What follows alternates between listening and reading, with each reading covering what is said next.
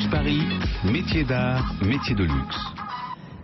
Mathieu Lunet, bonjour. Bonjour. Vous êtes artisan ébéniste designer. Vous avez créé votre propre société d'auto-édition qui s'appelle Barnabé en octobre 2012. Mais votre histoire, c'est d'abord l'histoire d'une reconversion.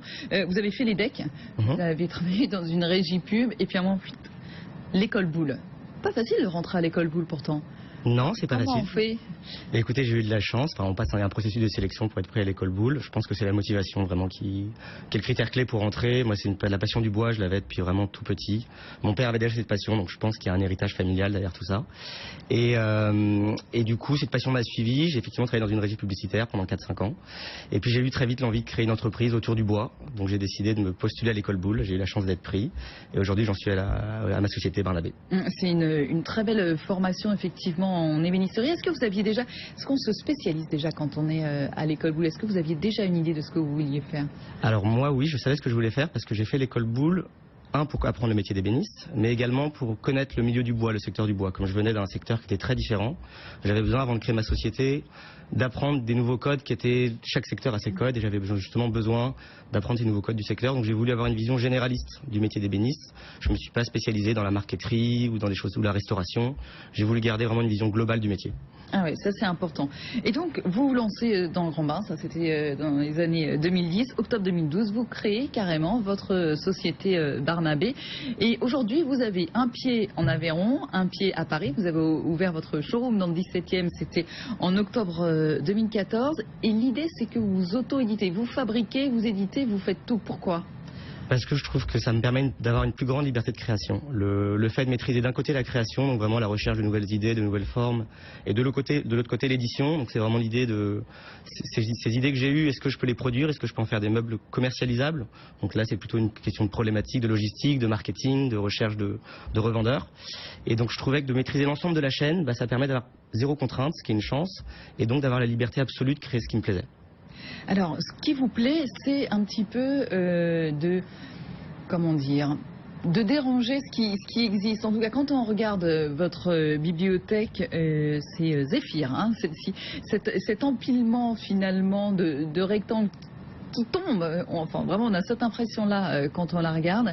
C'est ça l'idée. Vous allez un petit peu à l'encontre des idées reçues sur le même. Oui, je pense que c'est un peu comme la réponse à la question précédente, c'est que je veux garder cette liberté de création, donc du coup je me mets pas de limite dans la création de mes meubles.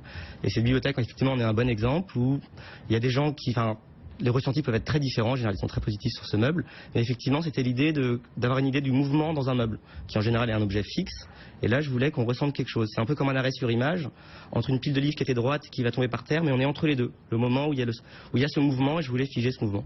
Alors du coup vous avez quand même créé une collection, il y a aussi par exemple le tabouret Lutèce ou la table Naria que vous avez créé en juin 2015, où on a l'empiètement qui sort comme ça sur le plateau de la table, l'empiètement en acier. Celles-ci vous les avez créées vous-même dans votre atelier, mais après comme c'est vous qui créez tout, on peut les arranger un petit peu, enfin en tout cas on peut vous demander de les avoir plus courtes, plus grandes, plus larges. Exactement, et c'est même quelque chose auquel je tiens particulièrement, c'est que tous les meubles sont vendus sur mesure, sur commande. Je ne veux pas travailler sur du stock, et je veux que chaque personne puisse s'approprier le meuble.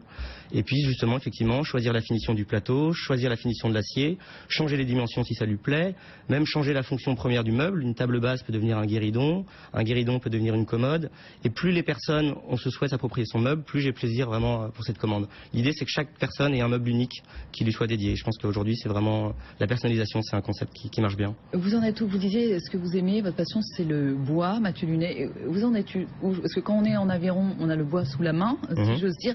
Et je crois que vous vouliez vraiment utiliser justement la forêt qui est à côté, de choisir les plus beaux bois, les bois les plus esthétiques pour votre travail. Est-ce que vous réussissez à vous imposer ça aujourd'hui?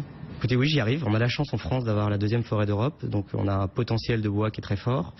Je trouve qu'en plus on a des bois qui ont des valeurs esthétiques très beaux. On a des bois nobles comme le chêne, le frêne, le hêtre, je pourrais en citer énormément, et qui sont à disposition, qui sont à côté de chez nous. Et du coup, je trouve ça dommage d'aller chercher des bois en zone tropicale, qui forcément, en termes de développement durable, aujourd'hui c'est vraiment d'actualité, est-ce que ça vaut le coup d'aller chercher des bois, de leur faire des trajets en bateau de plusieurs milliers de kilomètres, alors qu'on a vraiment sous la main des choses. Et même on a des fournisseurs, on a encore des scieries de très bonne qualité, donc c'est facile aujourd'hui de trouver du bois de qualité en France. Comme il y a directement du potager à l'assiette, aujourd'hui il y a vraiment de la forêt à l'atelier. Aujourd'hui, vous êtes tout seul, vous envisagez déjà de recruter quelqu'un.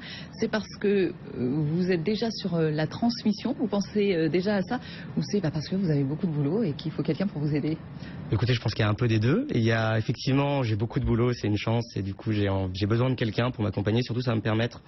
Être entrepreneur, c'est vraiment être polyvalent, mais je pense que c'est aussi savoir déléguer. Là, j'arrive dans la deuxième étape, c'est le moment où je vais devoir savoir déléguer. Et peut-être donner toute la partie marketing, commercial, recherche de clients à quelqu'un qui va m'épauler là-dessus pour moi me concentrer sur des nouvelles créations et vraiment passer plus de temps à l'atelier, ce qui est d'abord mon premier métier. Et alors, on peut s'adresser à où on peut s'adresser à où, c'est très joli ce que je dis. On peut s'adresser où, Mathieu Lunet, pour commander et découvrir votre collection Barnabé? Alors j'ai un site internet sur lequel on peut voir l'ensemble des collections, c'est www.barnabé-design.com, et j'ai également, vous l'avez cité, le petit showroom à Paris, qui est situé 60 rue Guy Môquet dans le 17e arrondissement, donc qui est sur rendez-vous, les gens prennent contact et j'aurai grand plaisir à les recevoir. Et enfin il y a l'atelier, et les gens sont les bienvenus à l'atelier en Aveyron. Et là aussi directement à l'atelier. Mathieu Lunet, merci à vous, ça s'appelle Barnabé. C'est moi qui